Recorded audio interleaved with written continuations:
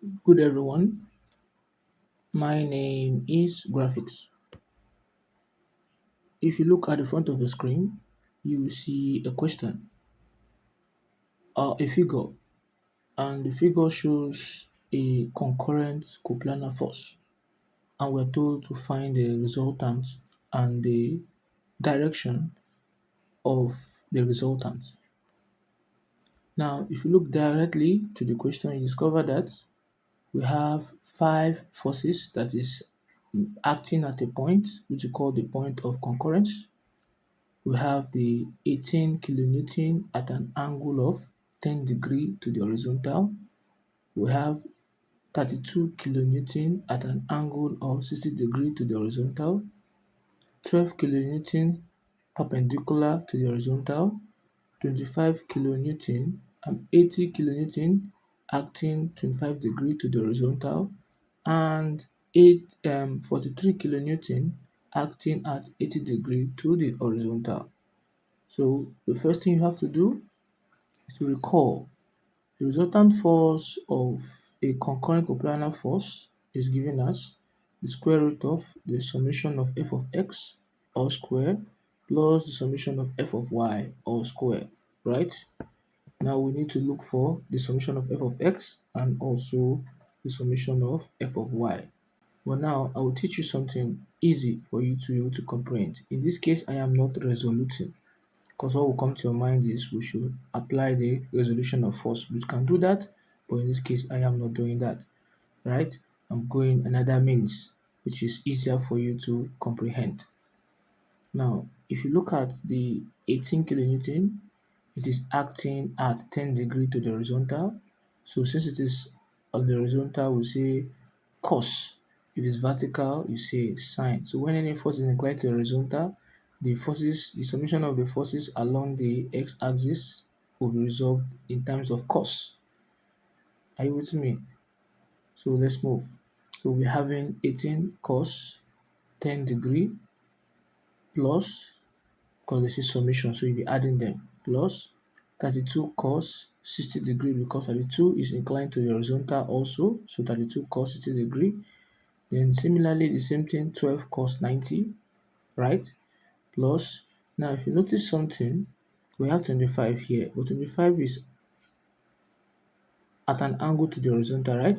So if this is 0, the vertical will be 90, then this other side of the horizontal line will be what? 180. So you're going to add 180 plus what?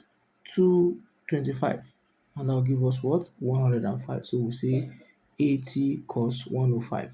Now plus, you look at this 80, or this 43 kilonewton also is inclined to the horizontal, so it will be 180 plus what? 80, and that will give us 260. So we'll be saying 43 cos 260. Now when you input this data in your calculator, 18 cos 10 will give us 17.73, plus 32 cos 60 will give us 16, 12 cos 90 is 0, then we have 80 cos 105 will give us minus 20.71, 43 cos 260 will give us minus 7.47. And when you do the addition of all this you have here, we will be having 5.55 kilonewton as the summation of all the forces acting along x-axis, right? Similarly, we'll look at the summation of the vertical component. What you just do here is change all the cos to sine. Are you with me?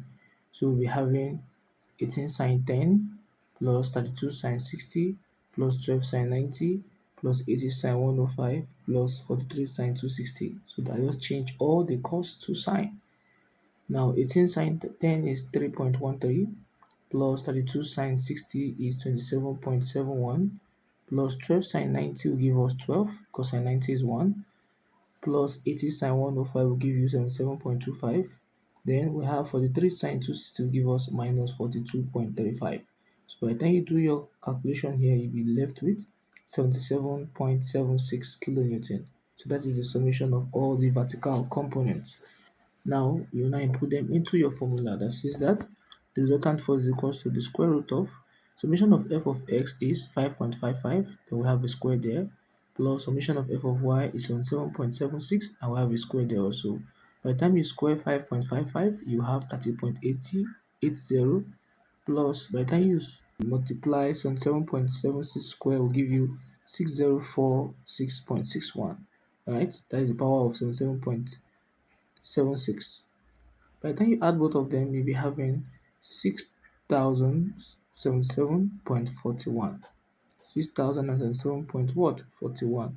And I'm looking for the square root of 6077.41. I'll be having 77.96 kilonewton, right? Approximately, I can say 78 kilonewton. Now we've gotten the resultant force of this concurrent coplanar force. Now to calculate for the direction, or we say the sense of this resultant force, the formula is tan theta is equal to summation of f of y all over summation of f of x, and that will give us 77.76 divided by 5.55, and that will give us 14.01. So when you take the tan to the other side, my theta will now give us tan inverse 14.01. So theta will now give us 85.92 degree, which is approximately 86 degree. So that is how we calculate for the direction of the resultant force, and this is also how we calculate for the resultant force. Are we together now? So if you have found this video helpful, please don't forget to like, subscribe, and also share this video, right?